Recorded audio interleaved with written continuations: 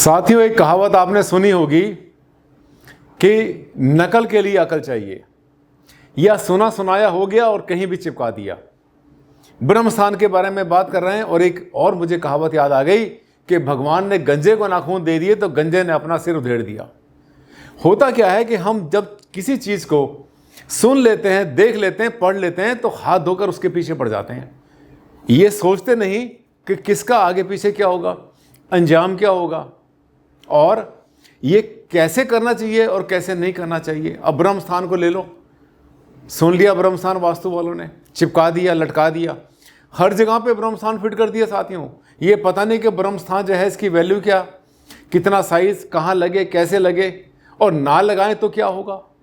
आज इसी पर चर्चा करेंगे। देखिए टॉपिक आज का, ब्रह्म स्थान का चक्कर कहीं बनाना दे घन चक्कर। कितने हमने घन चक्कर बनते बनते देखे हैं। साथियों, एक साइट मैंने देखी थी साउथ इंडिया में, बेंगलोर में थी। उसमें क्या था कि वो वास्तु कंसल्टेंट को इन्वॉल्व किया था। 6 मंजिल का मकान बनाया, बीच में ब्रह्म स्थान बनाया और उसके बाद में क्या पाया यही तो बताऊंगा इस वीडियो में। ये देख रहे हैं ब्रह्म स्थान होता क्या है, ये भी बताने की कोशिश की है मैंने। चलते रहे इस वीडियो पर। यह वीडियो ज़बरदस्त आई ओपनिंग बनने वाला है, आपके लिए भी और उनके लिए भी जो अपने आप को वास्तु कंसल्टेंट कहते हैं और बड़े बड़े 30 मार्क हैं, उनके भी बहुत काम आएगा। चलेंगे आखिर तक। डॉक्टर आनंद भारद्वाज, वास्तु शास्त्र के एनसाइक्लोपीडिया। नमस्कार साथियों, बहुत बहुत हार्दिक अभिनंदन, हार्दिक स्वागत आप सबका आपके चैनल पर। आज मैं बड़ा सेंसिटिव पॉइंट लूंगा। ये जो मैंने कहा ना कि गंजे को भगवान ने नाखून दे दी तो उसने अपना सिर उधेड़ दिया, यह नकल के लिए अकल भी चाहिए होती है। कहीं से पढ़ लिया, रटा रटाया बोल दिया और उसको चिपका दिया। जहां पर चिपकाना, जहां चिपकाना था वहां भी चिपकाया, जहां नहीं चिपकाना था वहां भी चिपका दिया। ब्रह्म स्थान को लेकर एक बहुत बड़ी दुविधा, बहुत सारे सवाल मन में आते हैं। बेंगलोर गया था, जैसे मैंने आपको बताया, तो वहां पर जो है मकान काफ़ी बन चुका था। 3.5 मंजिल 4 मंजिल करीब बन चुका था। अभी 2 मंजिल और बननी थी। इसमें कुछ कमर्शियल पार्ट था और कुछ उसके अंदर था रेजिडेंशियल, ऊपर का, नीचे का फ्लोर छोड़कर। वहां पर वास्तु कंसल्टेंट ने ओपन टू स्काई सेंटर में जो है ब्रह्म स्थान बना दिया। देख रहे हैं आप, 1/3 हिस्सा लंबाई और चौड़ाई का 1/3 हिस्सा वास्तु शास्त्र के हिसाब से ब्रह्म स्थान की कैटेगरी में आता है, जिसको OTS भी कहते हैं, ओपन टू स्काई।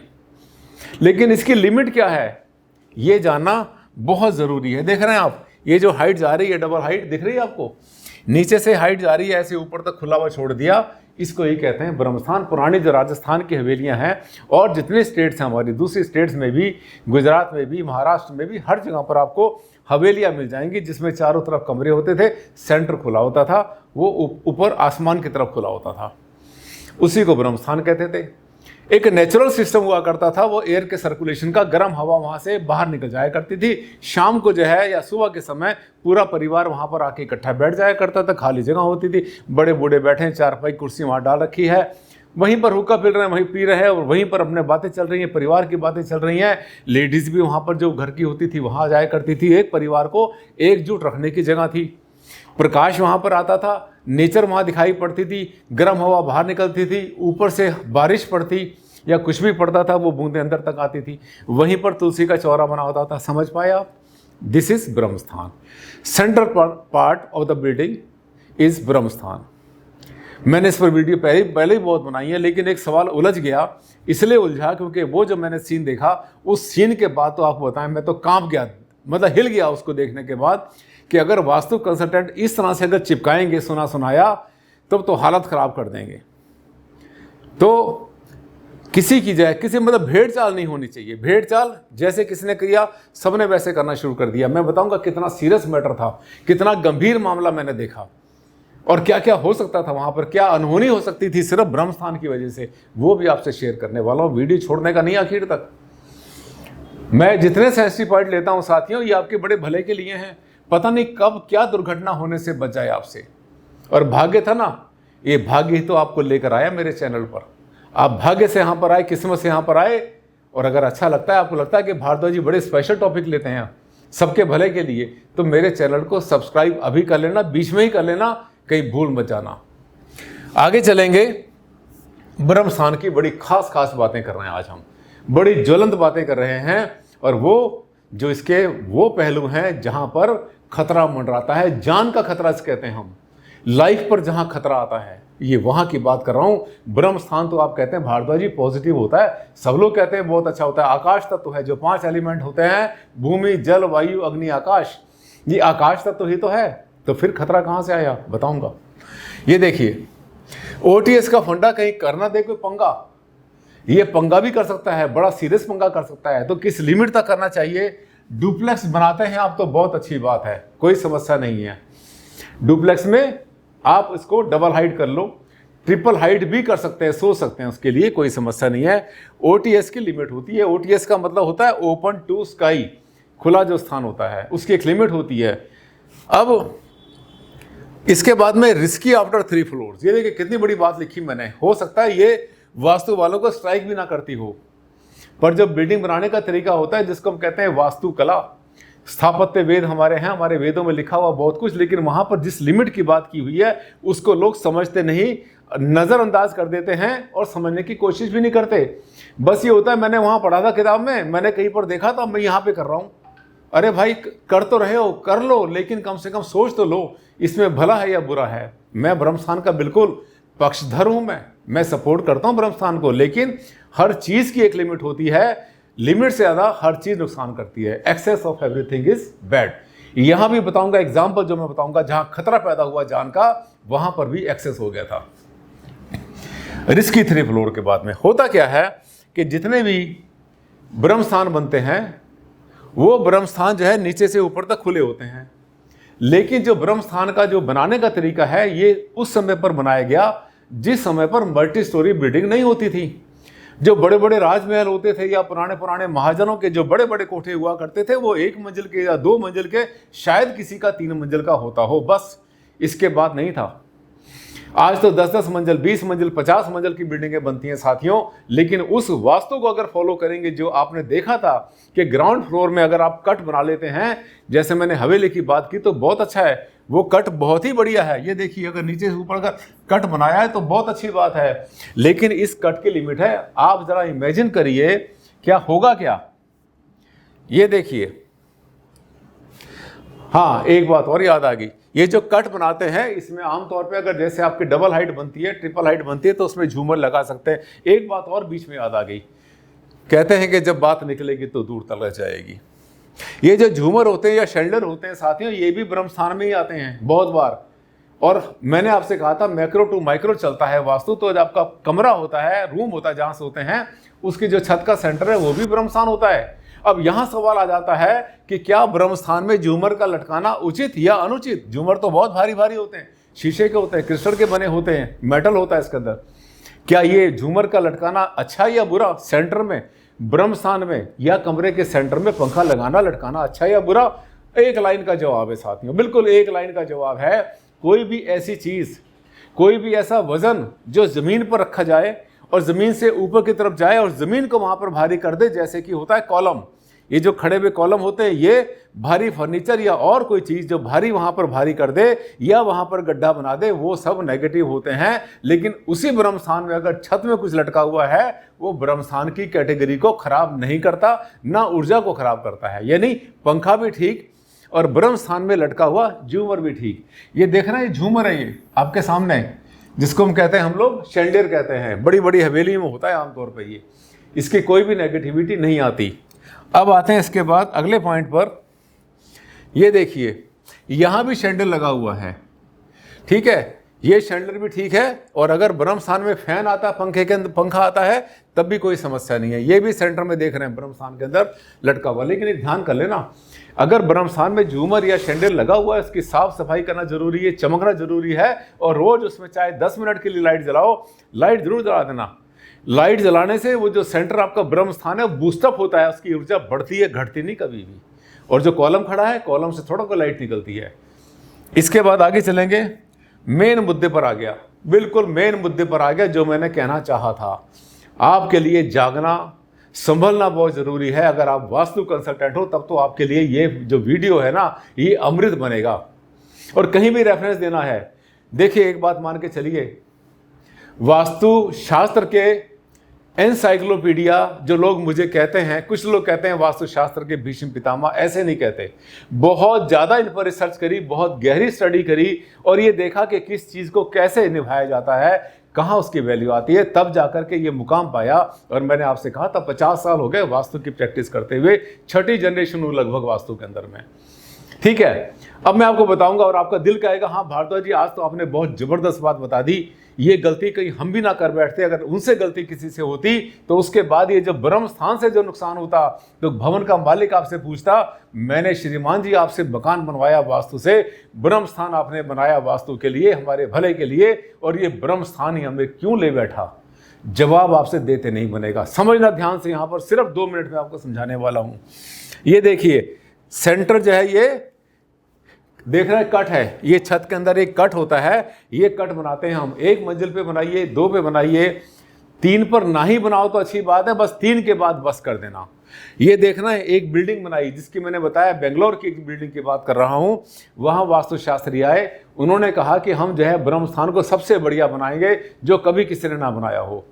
उन्होंने जो है 3.5 मंजिल, 4थी मंजिल जो है बननी शुरू हो गई थी। और जब वहाँ पर मुझे बुलाया गया, बुलाया तो किसी और काम से था, इस ब्रह्म स्थान के लिए नहीं बुलाया था, बुलाया किसी और चीज़ के लिए था, क्योंकि वहाँ दिशाएं देखने में गलती हो गई थी। अंडरग्राउंड जो पानी का टैंक जहाँ पर होना चाहिए था वहाँ पर सम बना दिया, वहाँ पर बना दिया जो टॉयलेट की सेफ्टी टैंक बनता है वहाँ बना दिया गलती से, और साथ में गेट भी गलत लगा। जब उनका माथा ठनका, उनको लगा कि कुछ गड़बड़ हुई। एक्चुअली प्लॉट लंबा था, जब लंबा प्लॉट होता है और सेंटर में खड़ा हो जाता है वास्तुशास्त्री, वही उसके लिए डिसास्ट्रस होता है। सबसे बड़ी गलती सेंटर में खड़े होकर, लंबे प्लॉट के सेंटर में खड़े होकर, अगर प्लॉट थोड़ा सा घूमा है, दिशाओं पर नहीं है, तो वहाँ पर तो समझो रगड़ा बढ़िया करके हो गया।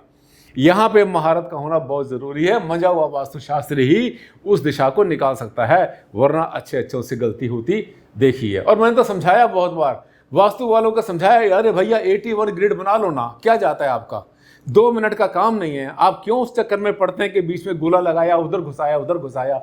क्यों परेशान होते हो अपने आप भी और क्यों करते हो परेशान अपने क्लाइंट को भी?